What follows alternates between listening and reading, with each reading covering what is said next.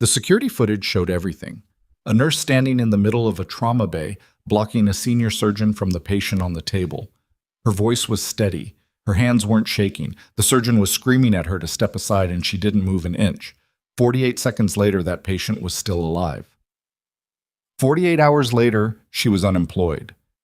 What the hospital never thought to ask, what nobody bothered to find out, was why a civilian nurse could stay completely calm while a trained physician was losing control of the room. They were about to find out the hard way. Before you go any further, if you're new here, hit that subscribe button and turn on notifications so you never miss a story like this. Stories that will make your jaw drop, your chest tighten, and your faith in quiet people completely restored. Drop a like on this video and tell me in the comments, what city or country are you watching from right now? I want to see exactly how far this story has traveled. Now, let's get into it. The morning Nora Calloway was fired, it was raining. Not the dramatic kind of rain that fits the moment. Not a storm, not thunder. Just a cold, indifferent drizzle that fogged up the windows of Hargrove Regional Medical Center and made the parking lot look like a photograph taken slightly out of focus. Nora noticed it when she arrived at 6:45, the way she always noticed useless details when her mind was preparing for something unpleasant. The way a crack ran diagonally across the concrete near the entrance. The way the automatic doors hesitated half a second too long before opening. The way the security guard at the front desk didn't look up when she walked in.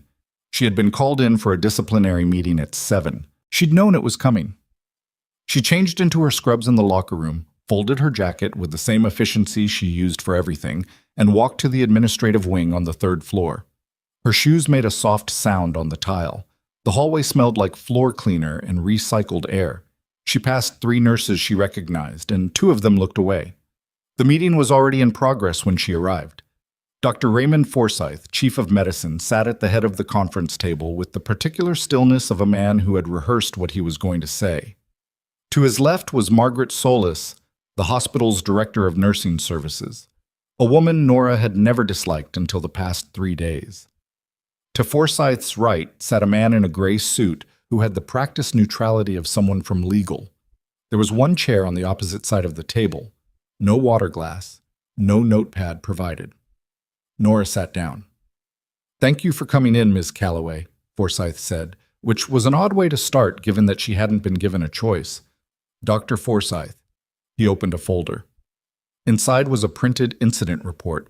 She could read her own name upside down from across the table, and what looked like a transcript of something. She kept her expression neutral. "You're aware of why we're here." "I'd like to hear your version," she said. Forsyth's jaw shifted slightly. He was a large man, the kind who filled a room through sheer physical presence, and he was used to that working on people. 3 days ago, during the treatment of a critical trauma patient in Bay 4, you directly countermanded the instructions of Dr. Warren Holt, the attending physician on duty. You intervened in an active procedure without authorization, used a technique that is not part of our approved protocol list, and when Dr. Holt instructed you to stop, you refused. Nora let a brief silence sit before she responded. The patient had a tension pneumothorax. Dr. Holt had ordered the team to hold position and wait for Dr. Almeida to come down from the 4th floor. That patient had approximately 4 minutes before cardiac arrest. I told Dr. Holt that. He told me to wait. I didn't wait. You performed a needle decompression without physician authorization. I performed a needle decompression that kept that patient alive until Dr. Almeida arrived. That is not the point, Forsyth said, and his voice had a tightness in it now. The point is authorization. The point is chain of command. You are a registered nurse, Ms. Calloway, not a physician, not a surgeon. You do not make unilateral decisions in a trauma bay. I made one decision. The patient is alive. Margaret Solis cleared her throat. Nora, we're not disputing the outcome. We're addressing the process. Nora looked at her. The process would have produced a corpse. The man from legal wrote something down. Nobody else said anything for a moment. Forsyth closed the folder. The gesture had a finality to it. Hargrove Regional has a responsibility to maintain clear protocols for patient safety and staff accountability. When those protocols are violated, regardless of outcome, there must be consequences. That precedent protects every patient who comes through our doors. Does it? I'm sorry? I'm asking whether that precedent protected the patient in Bay 4, Nora said. Or whether the patient in Bay 4 is alive because someone in that room decided the precedent was less important than his heartbeat. Forsyth sat back. His expression had moved past professional into something that looked more like personal. Effective immediately, your employment with Hargrove Regional Medical Center is terminated. You'll receive your final paycheck within 5 business days. Please return your badge and access card to security before you leave the building. Nora didn't move for a moment. Then she reached up, unclipped the badge from her scrub top, and set it on the table between them. She stood, pushed the chair back in, looked at Forsyth once more, not with anger, with something that was harder to read and harder to forget. She left without saying anything else. In the hallway, she paused for 1 second outside the conference room door. She could hear Forsyth already speaking again, something about documentation and HR timelines. She breathed once, deliberately. Then she walked toward the locker room to collect her things. The drizzle outside hadn't let up. Nora Calloway had lived in Denton Hollow for 4 years, which was long enough to know where the good coffee was, and short enough that nobody knew much about her. She had an apartment on the east side of town, 2nd floor, corner unit, 1 bedroom, and a car that was 9 years old and ran fine. She kept the apartment clean but not curated. There were no decorative throw pillows. There was one plant, a snake plant near the window, that survived because it required almost no attention. She had chosen Denton Hollow deliberately. After 8 years of environments where every decision had weight and consequence and the margin for error was measured in millimeters, she had wanted a place that asked very little of her. Hargrove was a mid-size regional hospital, not a trauma center, not a teaching hospital. The caseload was manageable. The patients were mostly locals. The work was real and she was good at it, but it didn't require her to be everything she used to be. That had been the plan. She sat at her kitchen table the afternoon of the firing and drank a cup of coffee that had gone slightly cold. She wasn't angry, which surprised her a little, or maybe it didn't. Anger required a certain kind of surprise underneath it, and she hadn't been surprised by Raymond Forsyth. She had read him within the first week of working at Hargrove, a man who had built an administrative empire on the premise that authority was its own form of competence. He had a talent for institutional politics, for knowing whose hand to shake and which committee to chair, and he had confused that talent for medical leadership for so long that the confusion had become structural. He genuinely believed that protocol was the same thing as care. Dr. Warren Holt was a different problem. Holt was not stupid. She had never thought he was stupid, but he was proud in a particular way that made him dangerous in a room where things were going wrong. He didn't like being corrected. He especially didn't like being corrected by a nurse with less than half his years on paper, in front of residents who were already quietly noting the gap between his reputation and his performance. What she had done in Bay 4 was not technically difficult. The decompression itself took under 90 seconds. She had done the same procedure in conditions that would have made Warren Holt's hands shake so badly he couldn't have held the needle. But she didn't say that during the disciplinary meeting because it wasn't relevant and it wouldn't have helped, and because some things you carry quietly or you don't carry them at all. She finished the coffee, rinsed the cup, put it in the dish rack. In the closet off the hallway, behind 2 boxes and a rain jacket she almost never wore, there was a 3rd box that she didn't open. It was sealed with packing tape, gray and utilitarian. She had moved it from her previous apartment without unpacking it, and before that from the apartment before that. At some point she had stopped thinking about what was inside it, the way you stop noticing a piece of furniture that's been in the same corner for too long. She didn't open it that night. She wasn't ready to stand in that particular place yet. Instead, she made dinner, checked her phone once, and went to bed at 9:30. She lay in the dark for a while, listening to the sound of a truck moving down the street outside, and thought about nothing in particular until she fell asleep.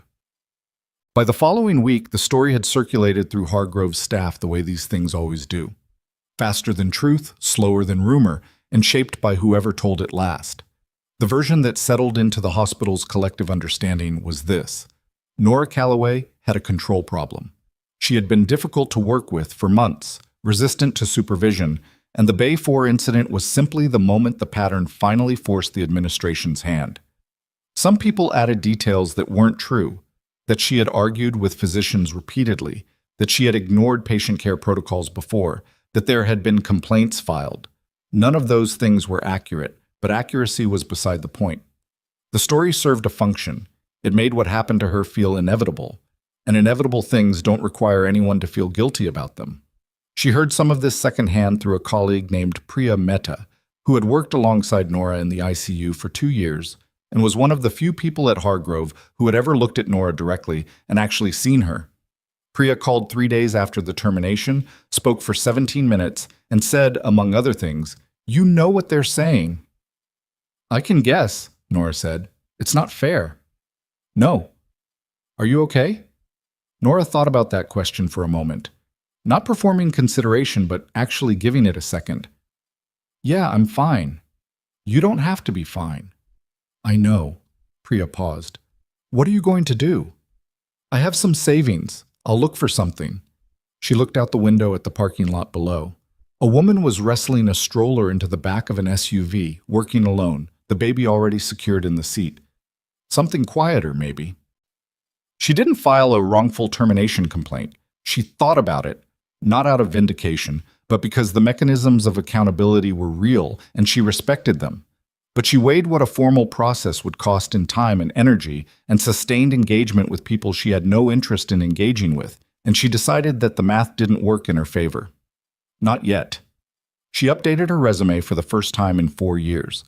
It was a strange exercise. Her clinical experience was real and substantial.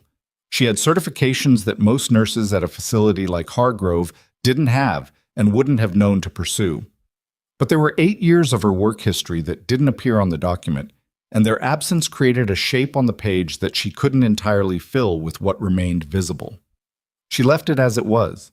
The people who needed to understand what she could do would understand it. The people who didn't, she had stopped trying to explain herself to them a long time ago. Hotel. The call came on a Tuesday afternoon, 10 days after she was fired. She didn't recognize the number. She almost didn't answer. She had been in the middle of repainting the trim on the bathroom window, a project she had started partly because it needed doing, and partly because repetitive physical work was the only thing that kept her from thinking too carefully about the future. She answered on the 4th ring, a streak of white paint on her left forearm. "Is this Nora Calloway?" The voice was male, measured, with the economy of someone who didn't use words casually. She knew that register. "Who's asking?" "My name is Deacon Pruitt. I'm the Director of Programming at the Denton Hollow Veterans Resource Coalition. We're hosting an event next Friday evening, a recognition ceremony for military healthcare personnel, active and former. Your name came to us through a referral." "A referral from who?" A brief pause. "I'm not entirely sure, honestly. Someone put your name on a list and spoke highly of your service record. I've been working the phone for the past week trying to confirm attendees." He sounded slightly tired in the way of someone who had made a lot of these calls. "I understand if you're not interested. We're not a large organization. The event isn't formal." Nora sat down on the edge of the bathtub, still holding the paint roller.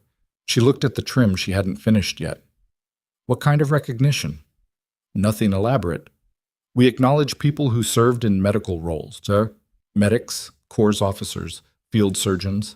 People whose work in uniform doesn't always get talked about in the same breath as combat roles.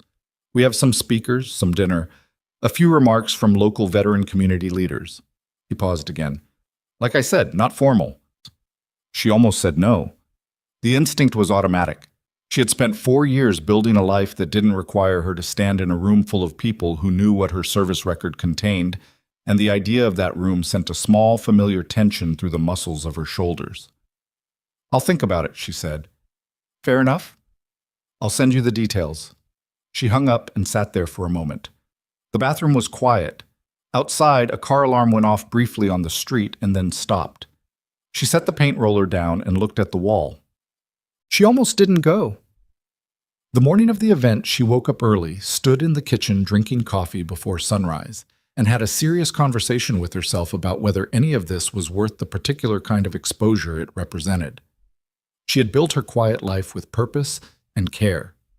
She had chosen Hargrove because it was small and out of the way. She had never talked about her service to her colleagues, not because she was ashamed of it, but because she had needed the separation, needed to be Nora Calloway. RN, rather than the other thing she had been for 8 years, the thing that was harder to put down. But somewhere between the second cup of coffee and the morning light coming through the window, she decided to go.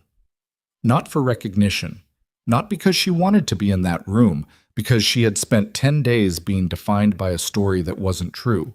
The nurse who couldn't follow orders, the employee who had a control problem, the insubordinate woman who thought she knew better than the doctors, and something in her was tired.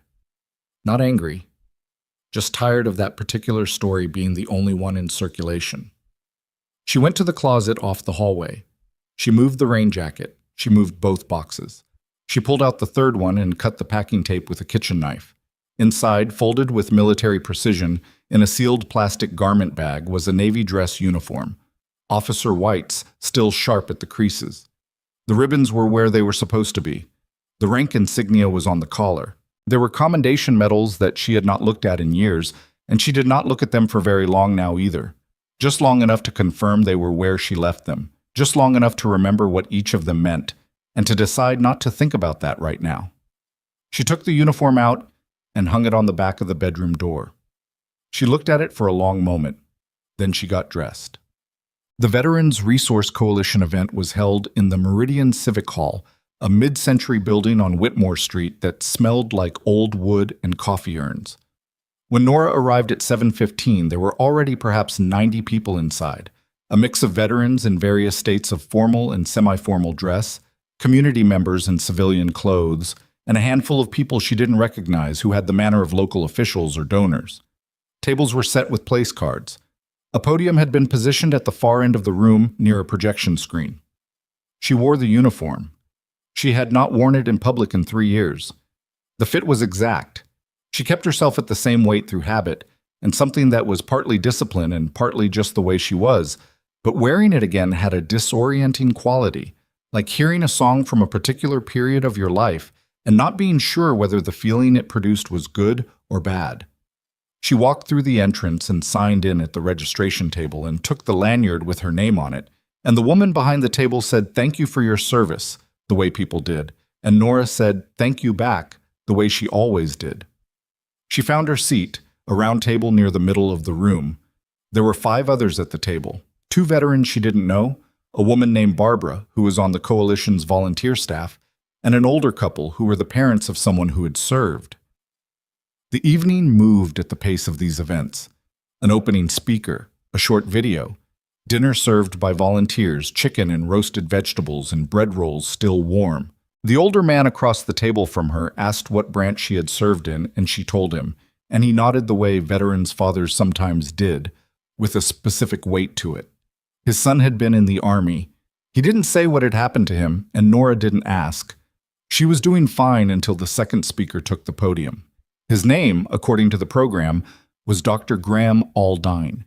He was introduced as the Chief of Emergency Services at Hargrove Regional Medical Center, Forsyth's direct subordinate, she registered, which meant he was Forsyth's pick, and he was there to speak about the intersection of military and civilian medical training. Nora had not seen his name on the list of speakers when Pruitt sent her the event details. She didn't know if that was an oversight or not. She watched him walk to the podium. Aldine was in his early 50s, good-looking in the way of men who were aware of being good-looking, with the polished confidence of someone who gave a lot of talks and gave them well. He thanked the coalition. He complimented the veterans in the room. He said something warm and general about service and sacrifice. And then, with the ease of a man who had never considered that anyone in the room might have reason to react differently, he said, "One of the challenges we face in civilian medicine is integrating personnel who come from military backgrounds. The culture in military medicine, and I say this with enormous respect, can sometimes emphasize individual initiative over institutional protocol. And in a civilian hospital setting, that tension can create real difficulties." He paused for effect. "We want that experience. We value it. But we need it to operate within systems. Because when personnel decide on their own that they know better than the system, that's when patients are put at risk." No one else in the room reacted. No one else knew what he was talking about. But across the table, the woman named Barbara was looking at Nora's face, and something she saw there made her stop reaching for her water glass. Nora kept her expression exactly where it was. She looked at Graham Aldine at the podium, speaking about systems and individual initiative and the risks of personnel who thought they knew better. And she thought about a trauma bay and a patient whose oxygen saturation was dropping at a rate that left no room for Aldine's preferred concept of institutional protocol. She thought about the packing tape on the box in her closet. She thought about the 8 years that weren't on her resume. She picked up her fork and finished her dinner. Aldine wrapped up his remarks to polite applause. He stepped away from the podium, glanced around the room with the satisfied look of a man whose words had landed the way he intended, and his eyes landed on her, on the uniform, on the rank, on the ribbons. The smile didn't leave his face, but something behind it changed. Nora held his gaze for exactly 2 seconds, then looked away. At the far end of the room, near the entrance, a door had opened. 3 men in uniform had just walked in. Dress uniforms, not the event casual military wear that some of the veterans were in. These were formal, the kind of formal that belonged to a different tier of the event. One of them, the one in the center, carried himself with the absolute settled authority of someone who had walked into difficult rooms for so long that his body had simply stopped registering difficulty as a category. He was reading the name placards on the tables near the entrance. He hadn't found what he was looking for yet. But he was moving toward the middle of the room, and Nora Calloway, who had spent 4 years learning to disappear, who had chosen Denton Hollow because it asked very little of her, who had been fired 10 days ago for the crime of keeping a patient alive. Nora had just run out of room to stay invisible. His name was on the lanyard around his neck, but Nora didn't need to read it. She recognized Captain Elliot Voss the same way you recognize the particular sound of a vehicle engine you've heard for years. Not through conscious identification, but through the body knowing before the mind catches up. He had aged since she last saw him, which was 3 years ago, in a hallway at Naval Medical Center, Portsmouth, the day she signed her separation paperwork. There was more gray at his temples now, and the lines around his mouth were deeper. But he moved the same way, with the deliberate economy of a man who had spent a career making sure he never wasted a step. He found her table. Their eyes met across 10 feet of Civic Hall carpeting and the low ambient noise of 90 people who had no idea what they were sitting in the middle of. Something passed between them that wasn't quite a smile on either side. Voss said something to the man on his left.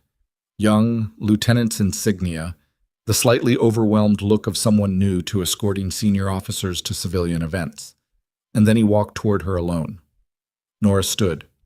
Not because protocol demanded it in a civilian setting, but because this was Elliot Voss and she had served under his command for 4 years, and some things were just reflexive. "Commander," he said. "Captain."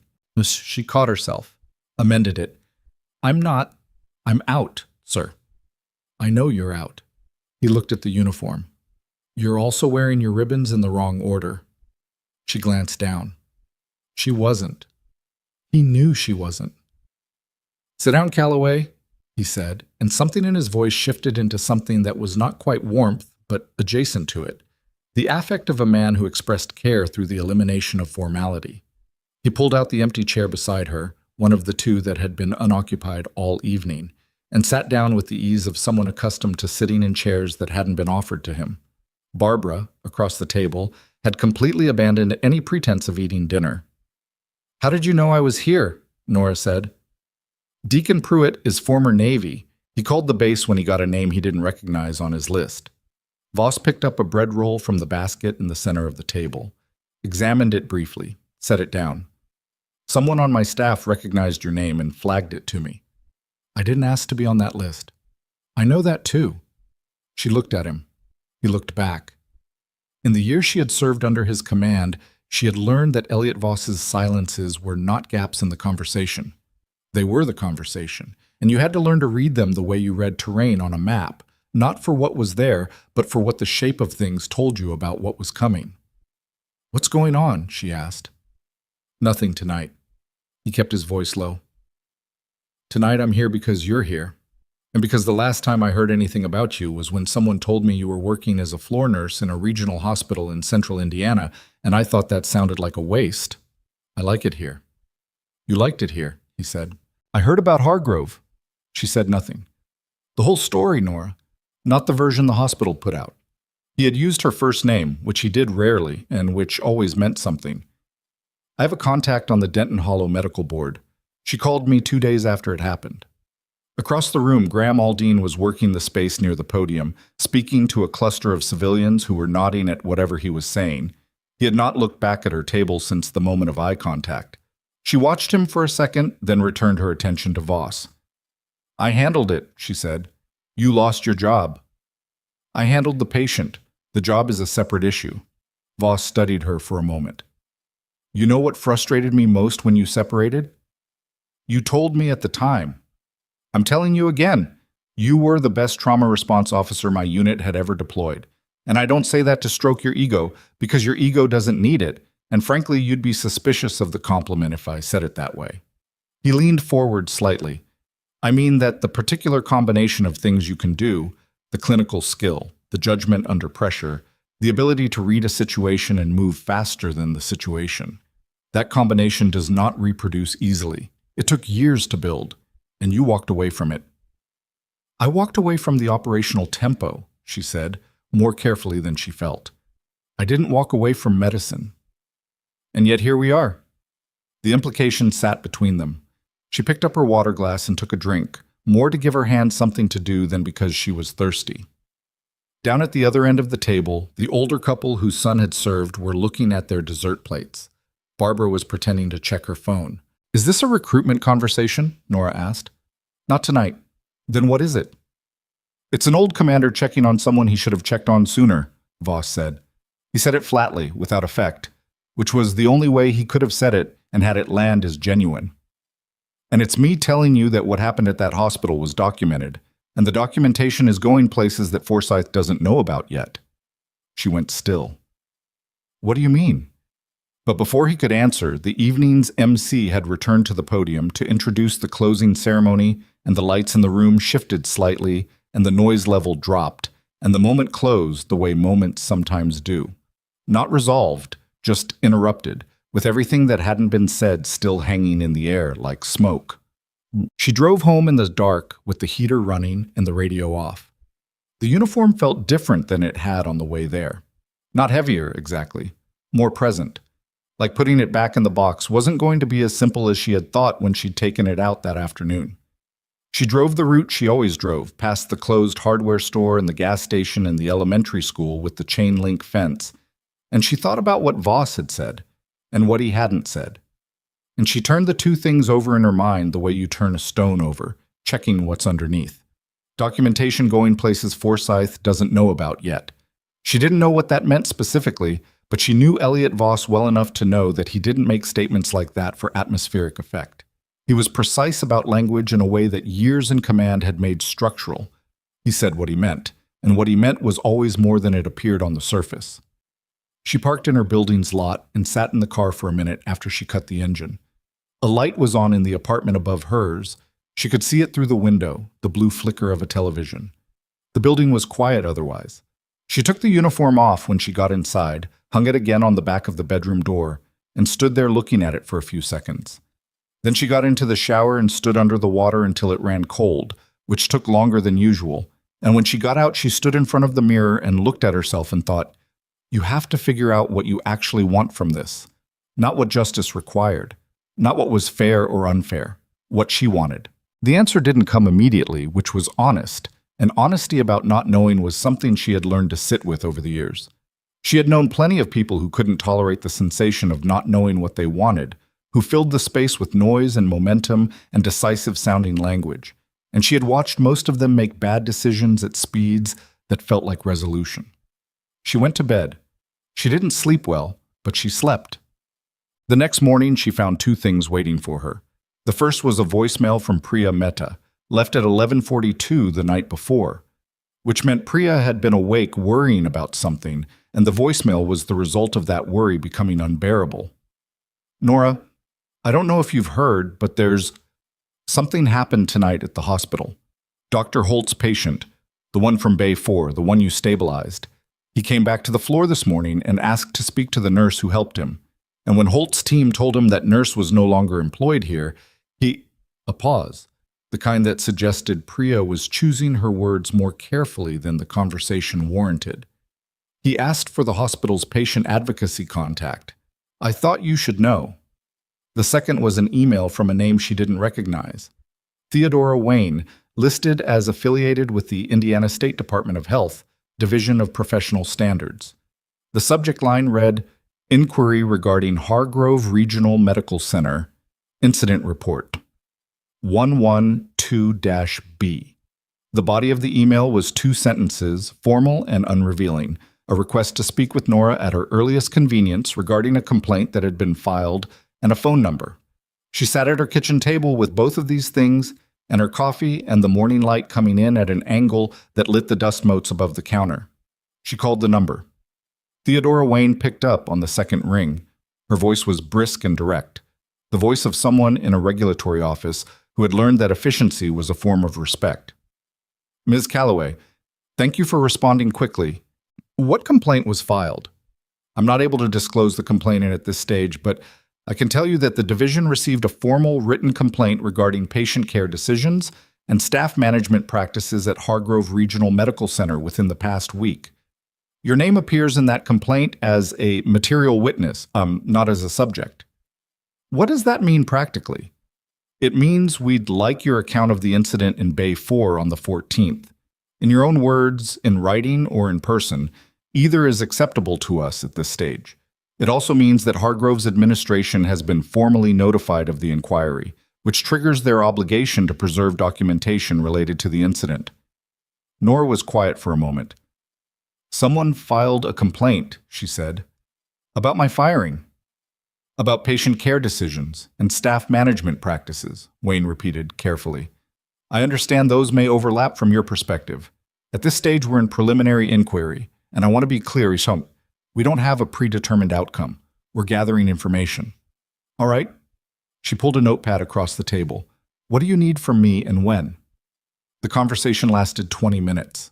When it ended, Nora sat for a moment and thought about Elliot Voss saying documentation going places Forsyth doesn't know about yet. She thought about the patient in Bay 4, whose name she knew, Marcus Delray, 43 years old, a high school history teacher from the north side of Denton Hollow, coming back to the hospital floor and asking for the nurse who had helped him. She thought about what it meant that he had gone to patient advocacy. She thought someone is building something. She wasn't sure if she wanted to be the person it was being built around or just the person it was being built for. She finished her coffee and called Priya back.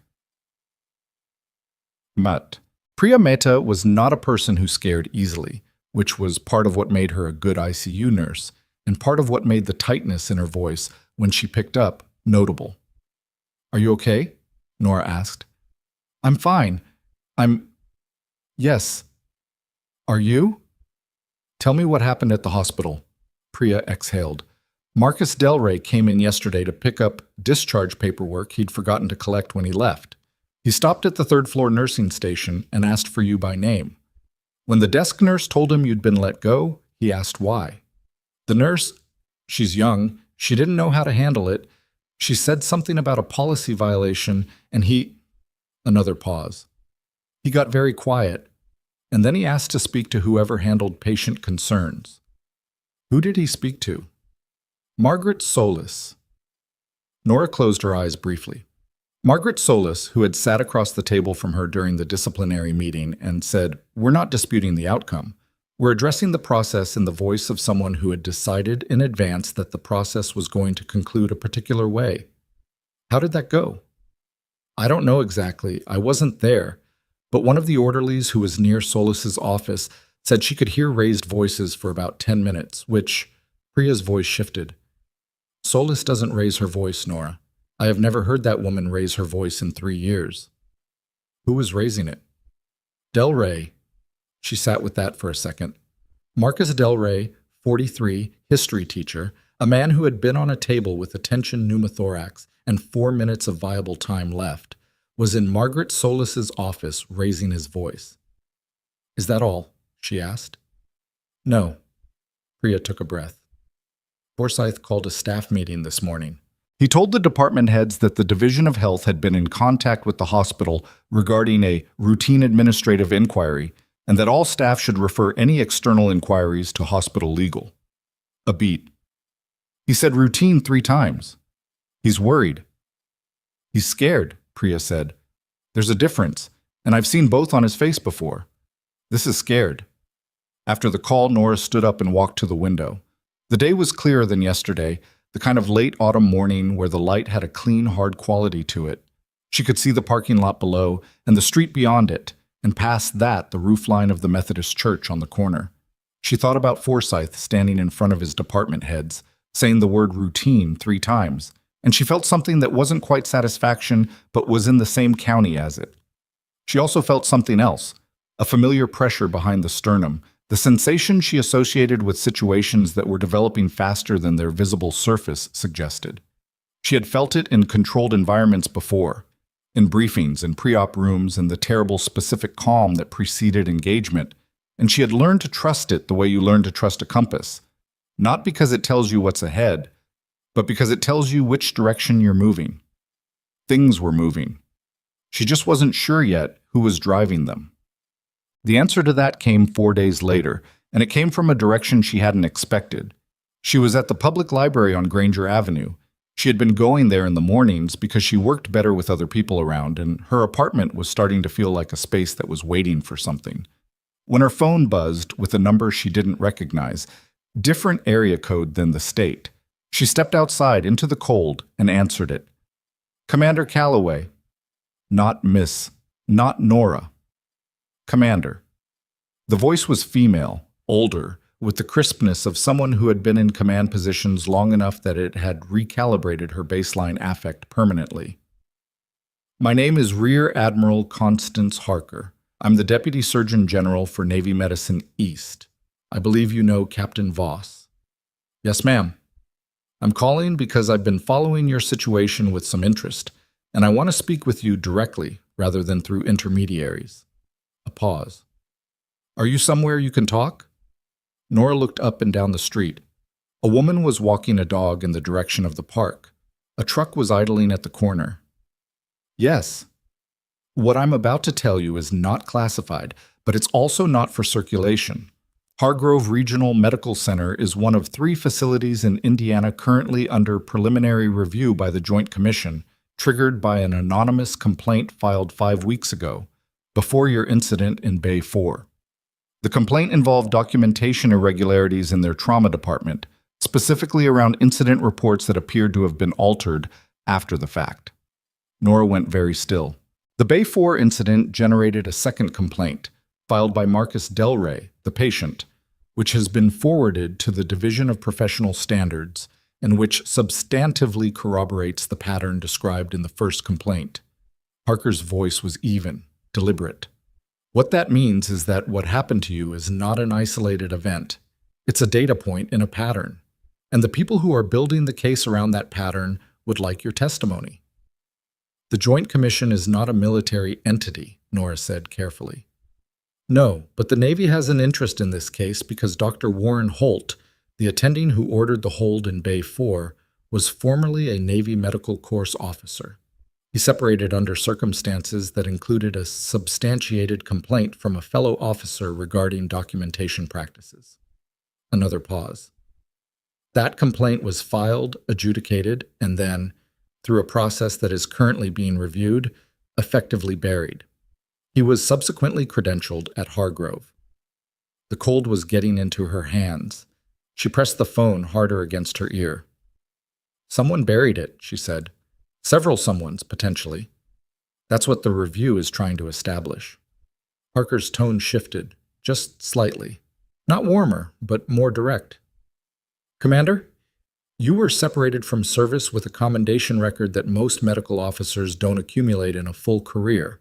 You chose to step back, and that was your right, and I respect it. But what happened in Bay 4 was not a policy violation. It was an experienced trauma officer doing exactly what her training and judgment told her to do in a life-threatening situation, and then being punished for it by a man with a documented history of punishing exactly that. And I think you know that, and I think you've known it for the past 2 weeks, and I'm calling to tell you that if you want to do something about it, the mechanism exists. The dog walker had turned the corner. The truck at the light had gone. The street was quiet. What would it require from me? Nora asked. A written statement, possibly testimony if this escalates to a formal proceeding. Your service record, which I can have transmitted to the relevant parties with your authorization. Harker paused. And your willingness to stop being invisible, which I understand is not nothing. Nora stood on the sidewalk outside the Denton Hollow Public Library and looked at the pale sky above the roofline across the street, and she thought about a man who had asked for the nurse who helped him and had raised his voice in Margaret Solis's office. She thought about Elliot Voss sitting down at her table uninvited and looking at her with the expression of a man who had something to say and had been waiting for the right moment. She thought about Warren Holt standing in Bay 4, ordering the team to hold while the readings on that monitor moved in a direction that only ended one way.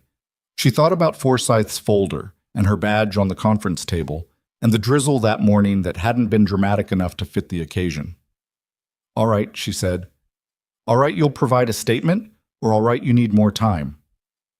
All right, I'll provide a statement. Something in Harker's voice shifted almost imperceptibly. Not relief, exactly. Something quieter than that. Good. Captain Voss's office will be in touch with logistics. Nora. The use of her name was deliberate, and she knew it. The people who made that decision in Bay 4 are going to try to make this about your character, about your temperament, about a nurse who couldn't follow direction. Make sure every piece of documentation you have from your service is in order. It is, she said. I expected it was. Thank you for your time. The call ended. Nora stood on the sidewalk for another few seconds. A gust of wind came up Granger Avenue and hit her full in the face, cold enough to make her eyes water. She went back inside the library. She sat at the table she'd been using. Her coffee was cold. She picked up her pen and started writing the statement. She worked on it for 3 days. Not 3 days continuously. 3 days of drafting and revising and stopping when the language started to harden into something that felt defensive rather than factual, and starting again. She had written incident reports in operational contexts before, documents that had to be precise under conditions where precision was the difference between accountability and catastrophe, and she knew how to do it. But this was different. This was her name, her record, her judgment, and the version of herself she'd spent 4 years trying to set aside, all of it on 8 pages of plain narration. She wrote what happened, the patient's condition, the timeline, the readings on the monitor, Dr. Holt's order, her assessment, her decision, the procedure, the outcome. She wrote it without editorializing, without I believed he was wrong, or I knew better, or any of the language that would allow someone to frame it as ego rather than evidence. She wrote it the way she had been trained to write field reports. What she observed, what she did, what resulted. She sent it to Captain Voss's office on a Thursday evening. Friday morning, she got a call from a number she didn't recognize. She answered, a male voice she didn't know, slightly out of breath, the way people sound when they're calling about something they hadn't planned on calling about. Is this Nora Calloway? My name is Marcus Del Rey. I'm sorry to call out of nowhere. Captain Voss's office gave me your number. He stopped. Started again. I wanted to say thank you, in person, I mean. Or not in person, I guess, but directly. Because I don't think I'm going to get another chance to say it to you directly. She sat with the phone against her ear and didn't say anything for a second. Mr. Del Rey. I know what happened to you. I know they fired you because of what you did for me. His voice was controlled but unsteady underneath the control, the way voices get when someone is holding something difficult. And I know saying thank you doesn't fix that. But I wanted you to know that I went back there. I told them what you did. I told them exactly what that room looked like when you walked in and what it looked like when you were done. And I told them that whatever they said about you was wrong. I heard, she said quietly. Thank you for doing that. You don't have to thank me. I know I don't. I'm doing it anyway. A short silence. Are you going to be okay with all of it? She looked at the window, at the snake plant on the sill that had been alive for 4 years because it required almost no attention. Yeah, she said. I think I am. After the call, she sat still for a moment. Not thinking about the statement or Harker or Voss or the Joint Commission review, just sitting. Then her phone rang again, and this time the number that came up was Priya's. And when she answered, Priya's voice was doing the thing it did when something had happened at the hospital, and Priya was trying to figure out how to deliver it. The half-second pause before the first word, the way she said a name when she was buying herself time.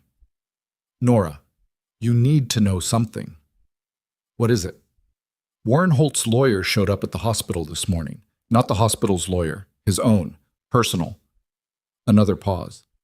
And he's not defending Holt. He's filing something against you.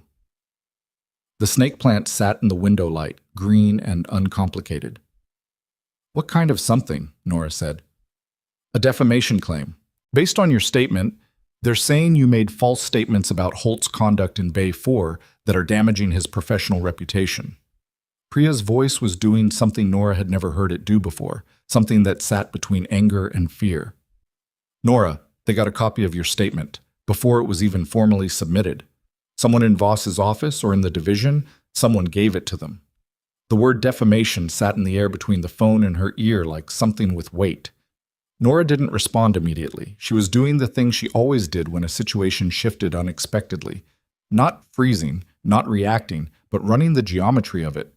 The shape of what she was hearing, the implications that lived underneath the surface of the specific fact Priya had just delivered. How do you know this? She said. One of the ER techs saw Holt in the parking lot with a man in a suit carrying a briefcase. Holt looked, Priya chose the word carefully. Holt looked like a man who had just made a decision he was hoping would work. A beat. The tech overheard the word statement and your name. That's all. But I called Lorena Vasquez in legal, who's a friend, and she confirmed something had come across her desk this morning that she couldn't talk about. But she talked about it. She told me to tell you to get a lawyer, which is a version of talking about it. Priya's exhale was audible. Nora, someone leaked your statement. That's not a small thing. That means someone inside the process is either working with Holt or working with Forsyth or both. I know what it means. Do you want me to? No, don't do anything. Stay out of the way and protect your job. Nora stood up, moved to the window, looked out at the street without seeing it. I mean that, Priya. You've done enough. More than enough. That's not how I measure it. I know how you measure things. I'm asking you anyway. A silence. Then quietly, okay. She hung up and stood at the window for 30 seconds, then picked up the phone and called Voss. He didn't answer. She left a voicemail that was 3 sentences, controlled and specific. Her statement had been accessed before formal submission. Holt had retained personal legal counsel, and she needed to know who in the transmission chain had handled the document. She gave him the number and hung up. Then she sat back down at the kitchen table and thought about what you do when the mechanism that is supposed to protect you turns out to have a hole in it, and someone on the other side already knows the shape of that hole. Voss called back in 40 minutes. I heard, he said, before she could speak. How? Parker's office got the same information about 30 minutes after you did. She's already running an internal check on document access logs. His voice was tight in a way she hadn't heard before. Not alarm, but the specific controlled register of a man who was managing something that had the potential to escalate badly. This isn't what we expected. That's a diplomatic way to put it. Nora, the leak didn't come from my office. I want you to know that clearly. I believe you, she said, and she did. Not because loyalty demanded it, but because Elliot Voss's career had been built on the premise that you protected your people. And a document leak that damaged one of his people was the kind of thing that would have cost him sleep for a year. Who else had access? The transmission went to 3 places simultaneously: my office, Harker's office, and the Division of Professional Standards, which is the Wayne contact.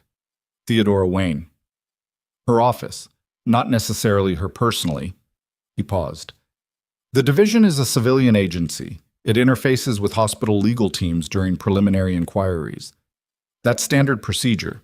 But standard procedure shouldn't include sharing a witness statement with the subject of the inquiry before the inquiry is formalized. No, she said, it shouldn't. Which means either someone made an error that crosses into misconduct, or someone made a deliberate choice. He said it plainly, without drama, which was worse somehow than if he'd been alarmed. A defamation claim at this stage would accomplish 2 things.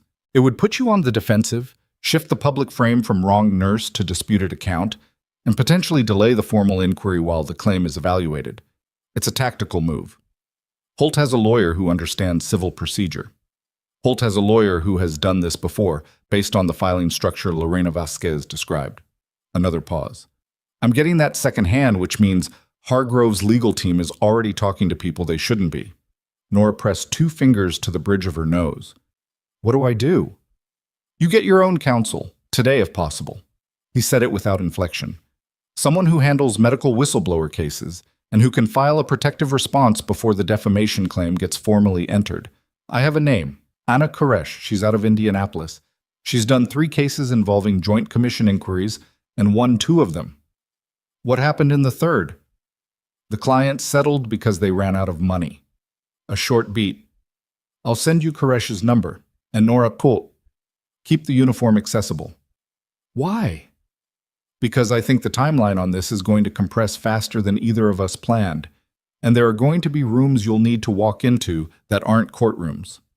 She didn't ask him to elaborate. She had worked with him long enough to know when he was being deliberately opaque because he didn't have enough information yet to be specific. Send me the number, she said. Got it. Anna Koresh had an office on the 14th floor of a building in downtown Indianapolis that smelled like printer paper and old carpet, and she had the manner of someone who had been underestimated so many times that she had made a professional discipline out of letting it happen. She was 40, small, wore glasses she pushed up her nose when she was thinking hard, and she asked questions that Nora wasn't expecting in an order that surprised her. Not, what did you do in Bay 4, but who knew about your service record before you were fired?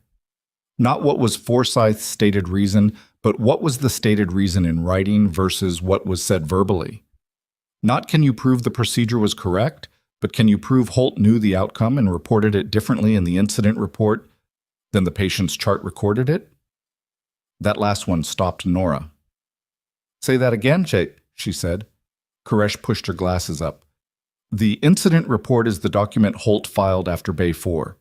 The patient's chart is the independent medical record maintained by nursing staff, pharmacy, and the monitoring system.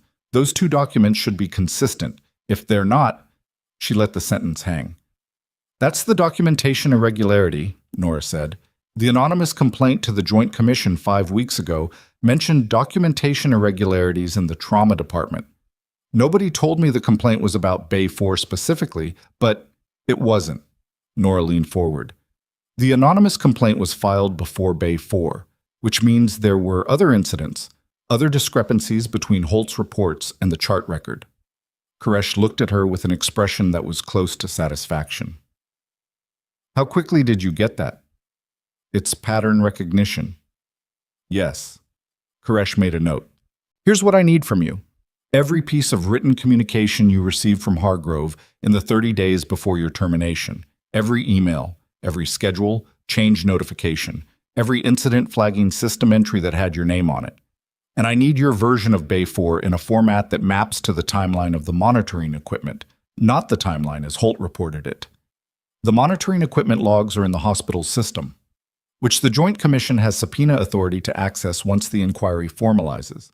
They also have access to backup server records, which, and this is relevant, cannot be altered after the fact without creating a forensic signature. Koresh set her pen down.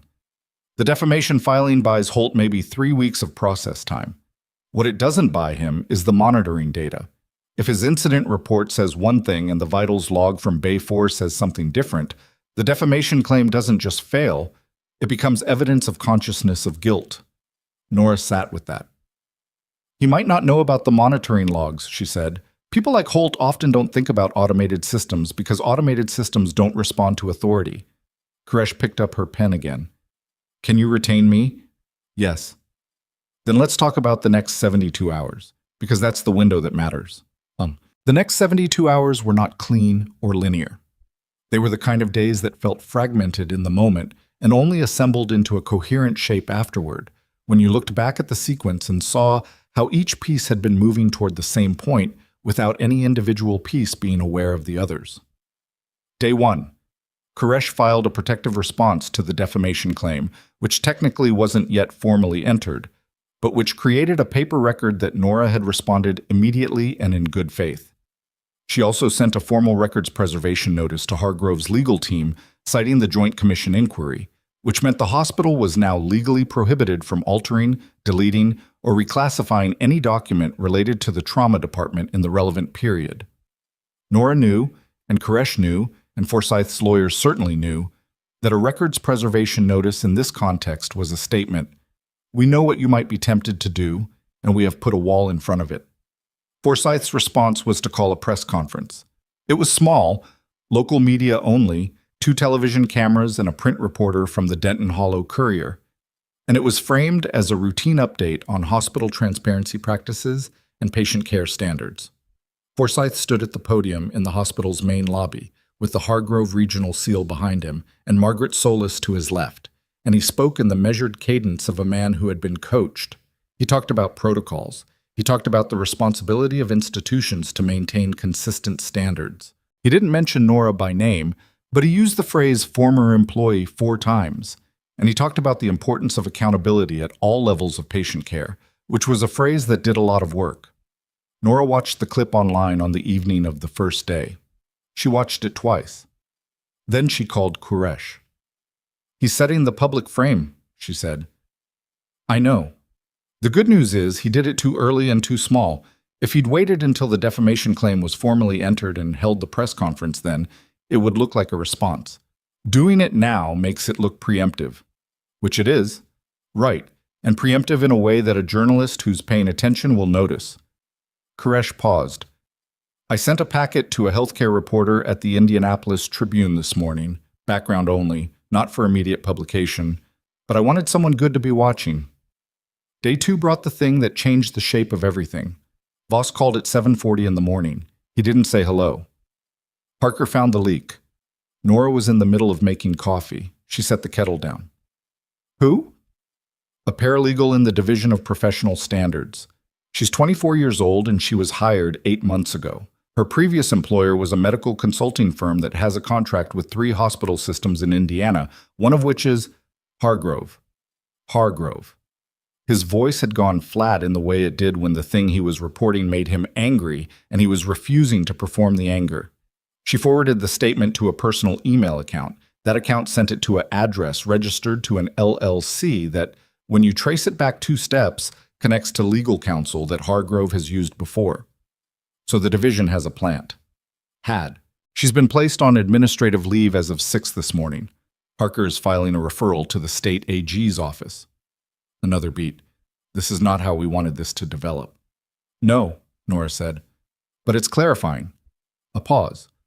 How do you mean? If they had someone inside the division feeding them information, they've been worried about this inquiry for longer than Bay 4. They knew something was coming before I filed the statement. She picked the kettle back up, finished making the coffee because her hands needed something to do. The anonymous complaint that preceded Bay 4. Holt knew it had been filed. Someone told him. Voss was quiet for a moment. That's a significant allegation. I know. I'm not making it formally. I'm telling you what the shape of this looks like. The shape of it looks like an institution that has been engaged in active cover-up of documentation irregularities for an extended period and has been using insider access to regulatory agencies to stay ahead of scrutiny. His voice was measured. Which is a federal matter. Yes. Nora. A pause. I need to tell you something that I should have told you sooner. The complaint filed 5 weeks ago. The one before Bay 4. It wasn't anonymous. She set the coffee mug down. The complainant requested anonymity in the public record, Voss continued. That's different from actually being anonymous to the investigators. The investigators know who filed it. He stopped. Who was it? A former resident at Hargrove. He completed his residency 18 months ago, went to a practice in Bloomington. His name is Devin Salazar. He was in Bay 4 2 years ago during an incident that was similar in nature, a patient who should have been treated earlier. A decision by Holt to wait when waiting was the wrong call. He paused. That patient didn't make it. The kitchen was very quiet. Holt filed an incident report, Voss said. The report attributed the outcome to the patient's pre-existing condition. Salazar believed the report was inaccurate and said so. He was told by Forsyth that residents who wanted to maintain their position at Hargrove needed to understand the limits of their authority. Another pause. Salazar left at the end of his residency and carried it with him for 18 months before he filed. Nora thought about what 18 months of carrying something like that felt like. She had some data points on that question. Does Holt know Salazar filed? She asked. As of yesterday, potentially yes. Given what we know about the paralegal, it's possible Salazar's identity was also transmitted. Then Salazar is exposed. His attorney was notified this morning. She gripped the phone. Voss, this is bigger than my firing. Yes. The Joint Commission inquiry, where is it in the process? Preliminary. But given the leak, given the evidence of insider access, Harker has been in contact with the Commission's legal division about accelerating the formalization timeline. A short pause.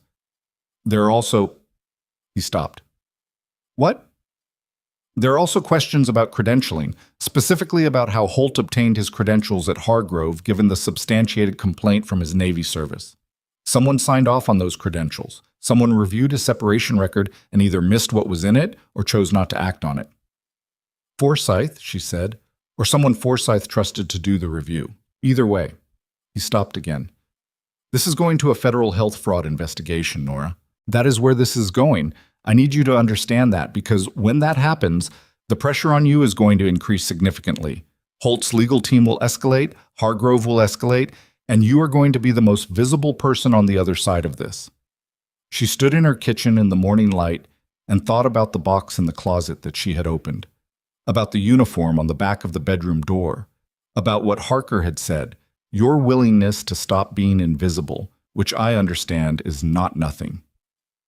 I understand, she said. Good. A brief pause. Keep your phone on.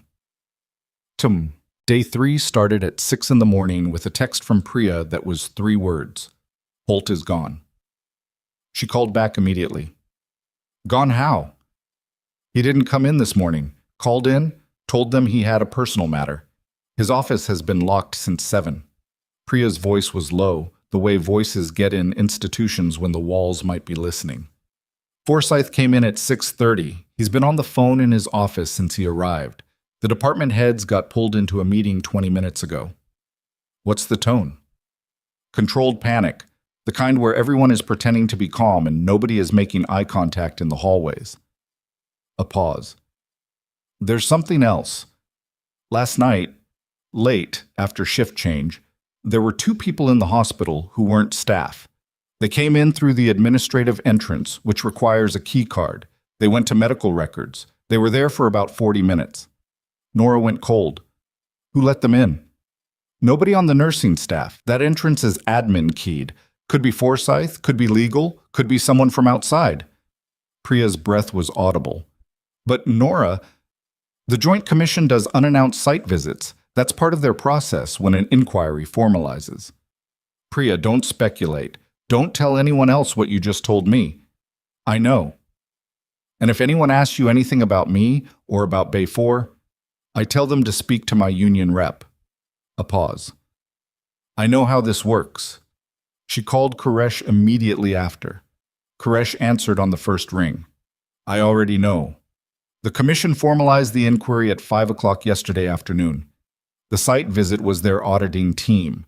They have the monitoring logs from Bay 4 and 3 other incidents going back 14 months. Her voice had the particular quality of someone who was managing multiple threads simultaneously and was doing it well but not effortlessly. The defamation filing from Holt's lawyer was withdrawn this morning at 8:58. Nora sat down. He withdrew it? His attorney withdrew it, which means either the attorney advised him that the claim was not viable given the emerging evidence, or Holt himself decided that a defamation claim that required him to testify under oath about Bay 4 was not a situation he wanted to be in. Quresh paused. Either way, it's gone. The relief was real but brief, the kind that arrives already carrying the awareness that the larger thing is still unresolved. What does the commission's formalization mean for the timeline? Nora asked. It means Forsyth and Holt are both formally subjects of the inquiry as of yesterday. It means Hargrove has 72 hours to produce a complete documentation package. And it means that anyone who interfered with the preliminary inquiry process, including the paralegal, including whoever instructed her, is now potentially subject to obstruction findings. Koresh stopped. There's one more thing. What? Devin Salazar went public this morning. He gave a statement to the Indianapolis Tribune on the record with his name about the patient who died 2 years ago and about the incident report Holt filed. The Tribune is running it tomorrow. A pause. The reporter I briefed last week wrote the piece.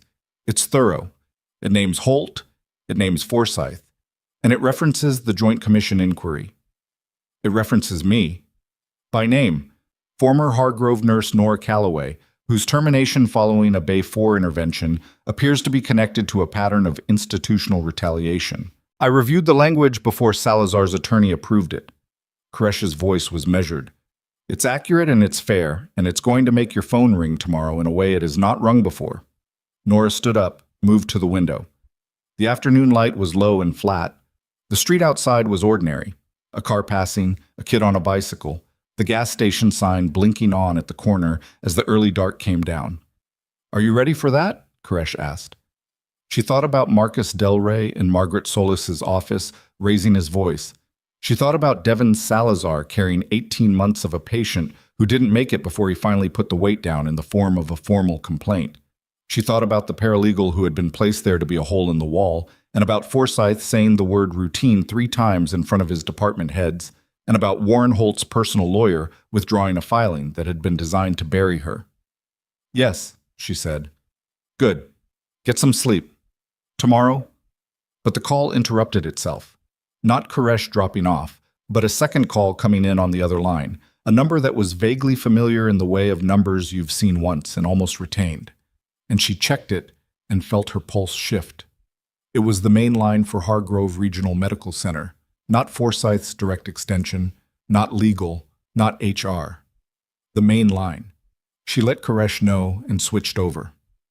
Ms. Calloway? The voice was female, older, a tremor in it that could have been age or could have been something else. This is Eleanor Briggs. I was the night shift charge nurse at Hargrove for 11 years. I retired 8 months ago.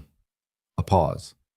I've been watching what's happening. I've been watching it for a long time, and there's something I should have said a long time ago that I didn't say.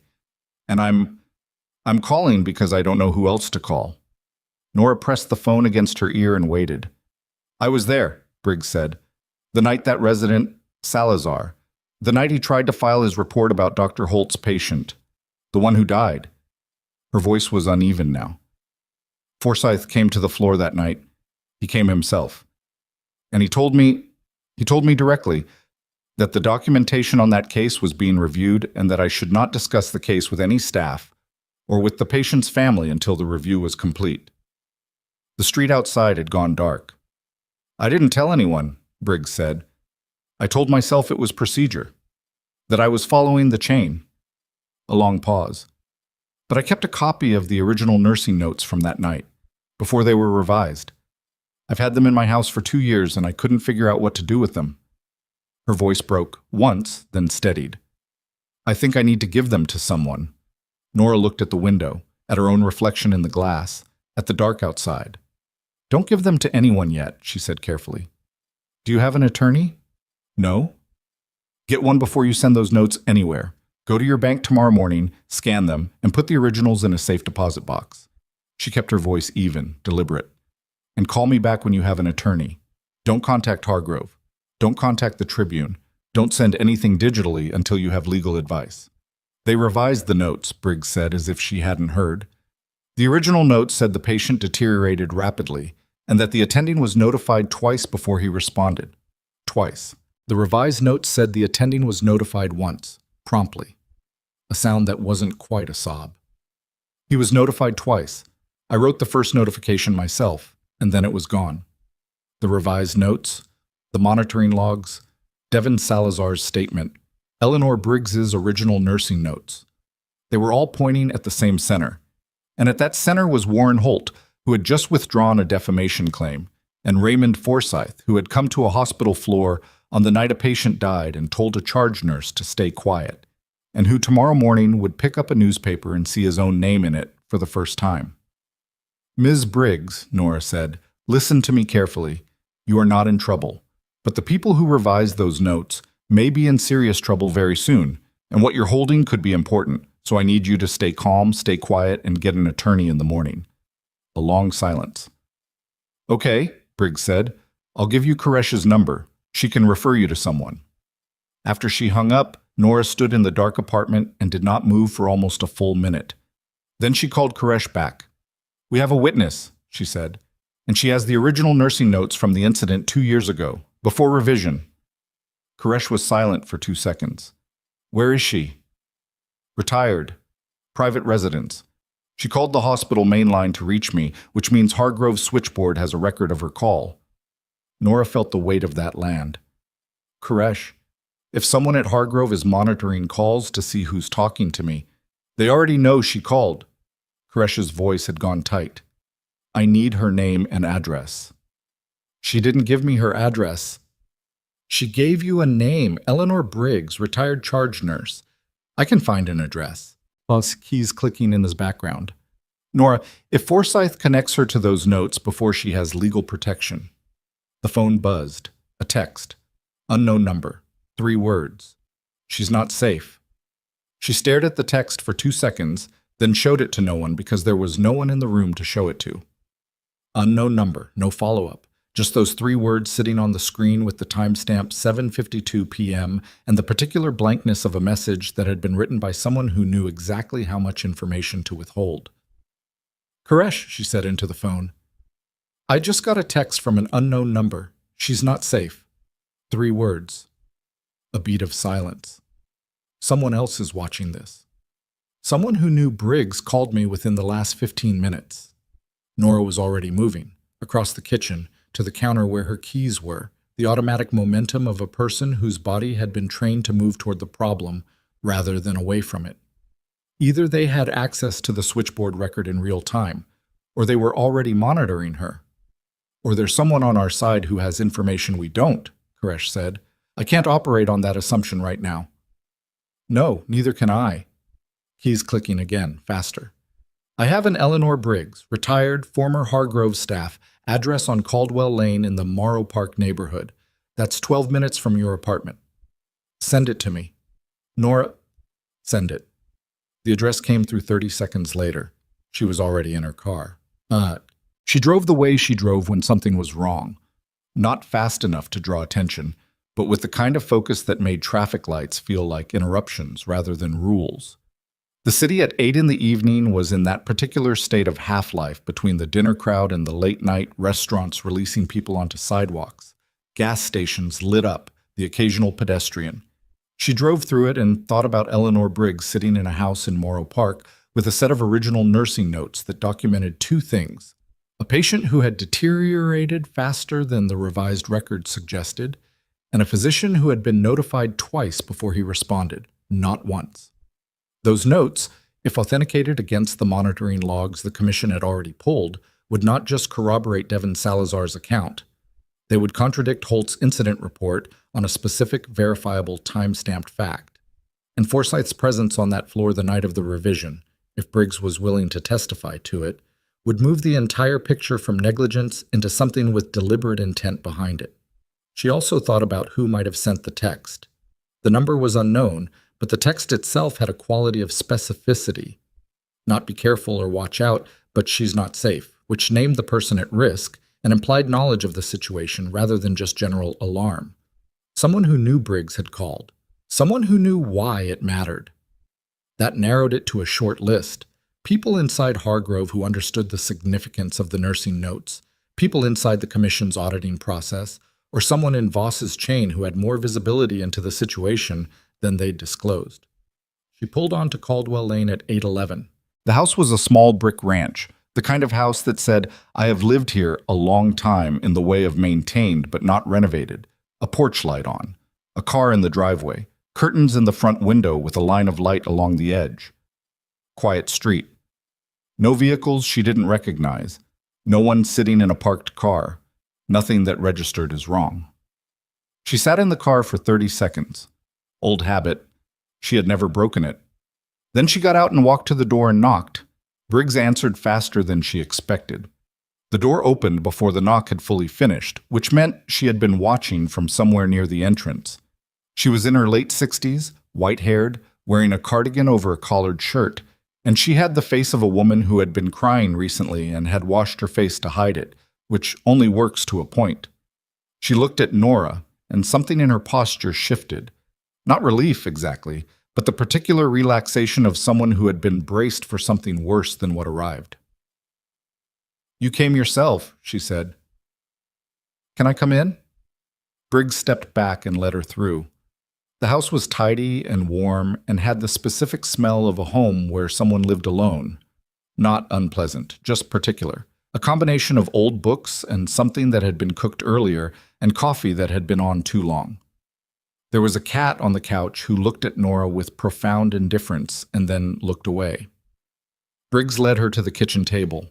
On it was a manila envelope, the kind with the metal clasp, slightly worn at the edges in a way that suggested it had been moved around more than once over 2 years. "I've had those since the night it happened," Briggs said, sitting down. "I printed the original nursing notes before the shift ended, and I took them home. I don't know exactly why. I think I knew, even then, that something wasn't right. I told myself I was keeping them in case there was an inquiry, but there was no inquiry." She looked at her hands. "There was a memo from Forsyth 3 days later saying the case had been reviewed internally and all documentation was accurate." "And you kept the notes anyway?" "I kept them because I was a coward," Briggs said plainly. "Not because I was brave.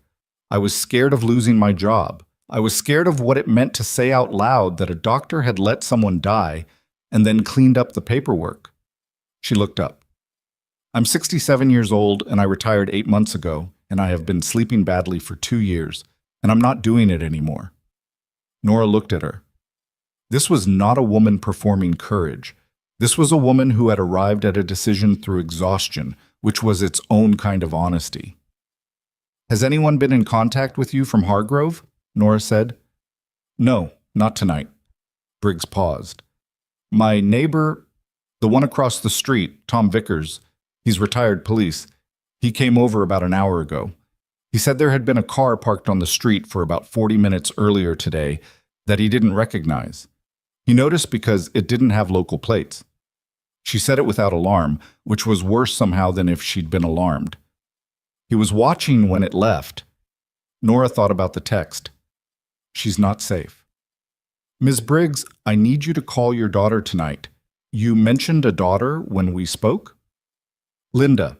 She's in Carmel. Call her and ask if you can stay there for a few days. Not because there's an immediate danger, but because you're a material witness in a federal health inquiry, and having you at a secondary location is the safest thing until your legal representation is in place." She said it as evenly as she could, the way she had learned to brief people who needed to hear difficult things without panicking. "Can you do that?" Briggs nodded slowly. "And I'm going to take the envelope," Nora said. "Not to keep, to get it into the right hands tonight, through the right chain. That means my attorney and then the Joint Commission auditors. It does not go to anyone at Hargrove." Briggs looked at the envelope for a moment, then she pushed it across the table. Nora picked it up. It was lighter than she expected, which made sense. It was paper. It was just paper, but paper with specific timestamps and specific language that contradicted a dead man's official record and implicated the chief of medicine of a regional hospital in a cover-up that had been sitting undisturbed for 2 years. She called Koresh from the car. Koresh met her at her office at 9:30, which meant Koresh had been there waiting, which meant she had anticipated this. She took the envelope, gloved up before she opened it, not because it was a crime scene, but because she was someone who understood evidentiary integrity even before things were formally evidence. And she laid the pages on her desk under the light and read them without speaking for 4 minutes. Nora sat in the chair across from her and waited. "These are time-stamped," Koresh said finally. "The header on each page shows the system-generated timestamp from the hospital's nursing documentation platform. If the commission has already pulled the server logs, which they have, these timestamps are verifiable against the system record." If the revised notes show different entries at the same timestamps, that's a forensic signature of alteration. That's what you said before. I'm saying it again because I want you to understand what this means in real terms. Koresh set the pages down. This isn't a he said, she said dispute about professional judgment in a trauma bay. This is documentary evidence of record falsification in connection with a patient death. That's not a licensing board matter. That's a criminal matter. She looked up. And Forsyth being on that floor the night of the revision, if Briggs testifies to it, makes him a potential co-conspirator. How quickly can you get these to the commission auditors? Their lead investigator gave me a contact number when the inquiry formalized. I'll call tonight. Koresh paused. The Tribune article runs tomorrow morning. Once it's public, the pressure on Forsyth and Holt is going to increase significantly and rapidly. If either of them is going to do something reactive, they'll do it before the article hits. Yes. Nora stood up. Then tonight matters. She drove home at 10:45 with the envelope gone, in Koresh's hands, and the particular feeling of a situation that had been moving fast for days and was now moving faster. The acceleration you feel not as speed, but as the shrinking of the space between cause and consequence. 10. The Tribune article went live at 5:15 in the morning, which was when online publication happened before the print run, and by 6:30 it had been picked up by 2 Indianapolis television stations. By 7, it had a regional wire service tag on it. The headline was, "Documents suggest Hargrove Regional altered patient records. Following preventable death, Joint Commission confirms active inquiry." Devin Salazar's name was in the 4th paragraph. Nora's name was in the 6th. Eleanor Briggs was not named. Koresh had ensured that. But the article referenced a former Hargrove staff member with direct knowledge of the revision process who had preserved original documentation. Nora read it at her kitchen table at 6:45 with coffee that was the right temperature, which felt like a small, irrelevant mercy. Her phone started ringing at 7:02. She let the first 4 calls go to voicemail. 2 were from numbers she didn't recognize. One was Priya, one was Voss. She called Voss back first. "Have you seen it?" she said. "I've seen it." His voice was even, but there was something underneath it. Not quite satisfaction, closer to the particular weariness of a man who had been right about something he wished he'd been wrong about. Harker called at 6. The commission investigators were at Hargrove at 7 a.m. Not a site visit, a directed audit. They showed up with a federal health fraud attorney from the U.S. Attorney's Office. Nora went still. Federal. When the Commission's preliminary findings include evidence of documentation falsification connected to a patient death, they have an obligation to refer to the U.S. Attorney. That referral was made yesterday evening. He paused. Forsyth's attorney contacted the hospital board chair at 6 this morning. Forsyth is taking a voluntary leave of absence, effective immediately pending the outcome of the inquiry. Not fired, not suspended. Voluntary leave, which was the language institutions used when they needed to create distance without triggering the admissions implicit in termination. "And Holt?" she said. Holt's attorney filed a voluntary license surrender with the Indiana Medical Licensing Board at 7:45 this morning. She set the coffee mug down. A voluntary surrender. Holt had given up his medical license before anyone took it from him, which meant his attorney had looked at the monitoring logs and the nursing notes and the federal fraud referral and told him that the fastest way to limit criminal exposure was to stop practicing medicine immediately and cooperate. "He's cooperating," she said. "That's the implication." Voss let a short silence sit. "Nora, this is moving into federal territory now. Your attorney needs to be in contact with the U.S. Attorney's Office to establish your status as a cooperating witness, not a subject." "Koresh is already on it." "Good." Another pause. "How are you doing?" It was a direct question, the kind he rarely asked, and she took it seriously. She looked around the kitchen, the morning light, the snake plant, the coffee that was the right temperature. She stopped. Started again with something more honest. "I'm tired, and I'm not done yet." "No, not yet." He paused. "But you're close." She called Priya next, who answered immediately. "The auditors are here," Priya said. "They have laptops and they've been in medical records for 2 hours. The department heads were all called in at 7, but nobody's told the floor staff anything, so everyone is just moving around trying to look normal while 3 federal investigators sit in the records room. Her voice was low and slightly unsteady, the way voices get when an institution you've worked in for years starts revealing the size of the thing it's been hiding. Holt's office is empty. Forsyth's assistant sent an email at 7 saying he was out of the building indefinitely. "How's the floor?" "Scared, confused. Some people are relieved and don't want to say so." A pause.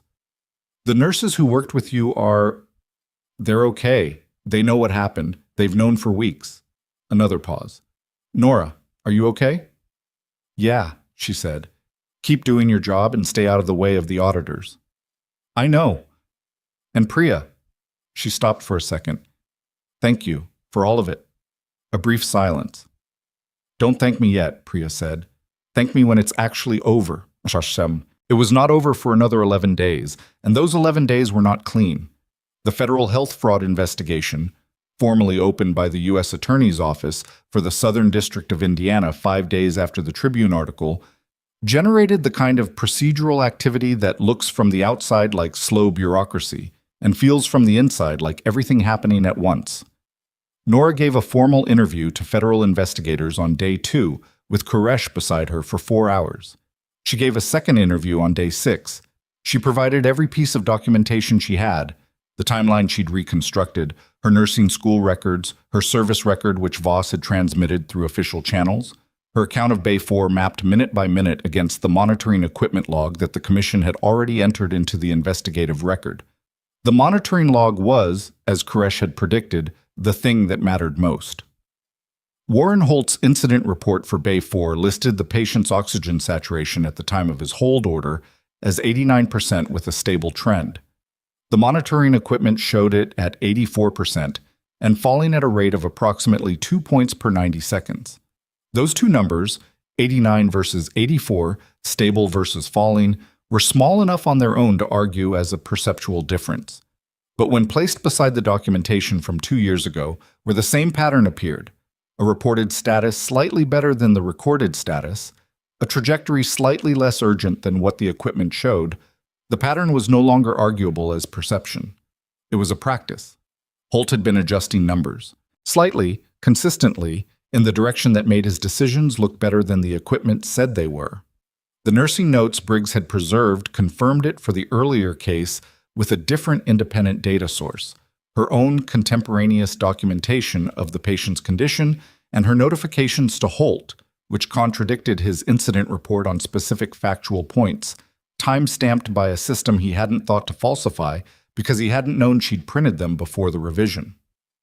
Devin Salazar gave a second formal statement on day 4 that incorporated the new evidence.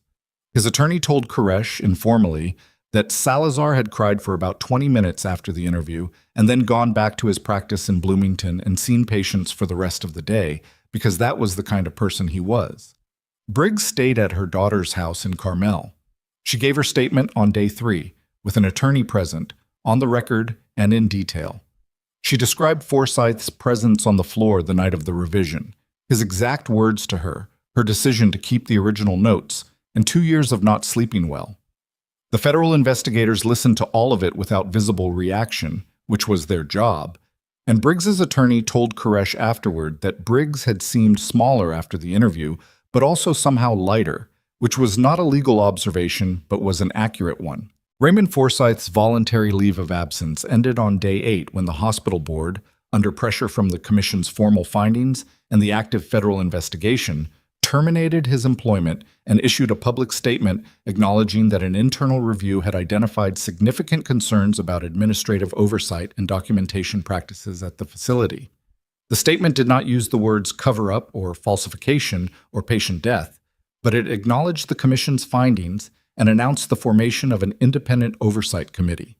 It was the kind of statement that said everything by the careful selection of what it didn't say. On day 9, the Indiana Medical Licensing Board accepted Holt's voluntary license surrender and issued a concurrent finding of unprofessional conduct with potential patient harm, which was the formal language for what everyone in the investigative record already knew. The finding was public, permanent, It would appear on his record for any future credentialing attempt in any state for the remainder of his career. On day 11, Koresh called at 2 in the afternoon. "The U.S. Attorney's Office has filed charges," she said without preamble. "Holt and Forsyth. Healthcare fraud under Title 18, falsification of medical records connected to a federally funded healthcare program. Forsyth additionally faces charges related to obstruction, specifically his role in the revision of the nursing notes and his instructions to Briggs." Nora was sitting at the library on Granger Avenue when the call came. She had been there most mornings since the firing, the habit having become something she didn't want to disrupt until the whole thing resolved. She looked up from the table at the middle distance. The shelves, the afternoon light through the tall windows, a woman across the room reading to a small child. "When?" "This morning, federal court. Both were released on bond pending arraignment." A pause. Forsyth's attorney issued a statement saying his client would vigorously contest the charges. Holt's attorney said nothing, which tells you something about where Holt's cooperation falls on the spectrum. It tells you he's still cooperating. "That's my read." Koresh paused. "Nora, the charges are filed and the evidence is documented, and the inquiry is in the hands of people whose job is to see it through. You did what you needed to do. That part is finished." She sat with that for a moment. "What about Hargrove?" she said. "The hospital itself." "The board has engaged an external compliance firm to conduct a full audit of clinical documentation practices going back 5 years. The commission has placed them on probationary accreditation status, which means they're under heightened review for the next 18 months. Any further findings could trigger accreditation suspension." Koresh paused. "They also, and you didn't hear this from me yet because I haven't received the formal communication, are preparing a formal offer." Nora's hand tightened slightly on the phone. "What kind of offer?" "Full reinstatement, back pay for the period of termination, a formal written apology from the board.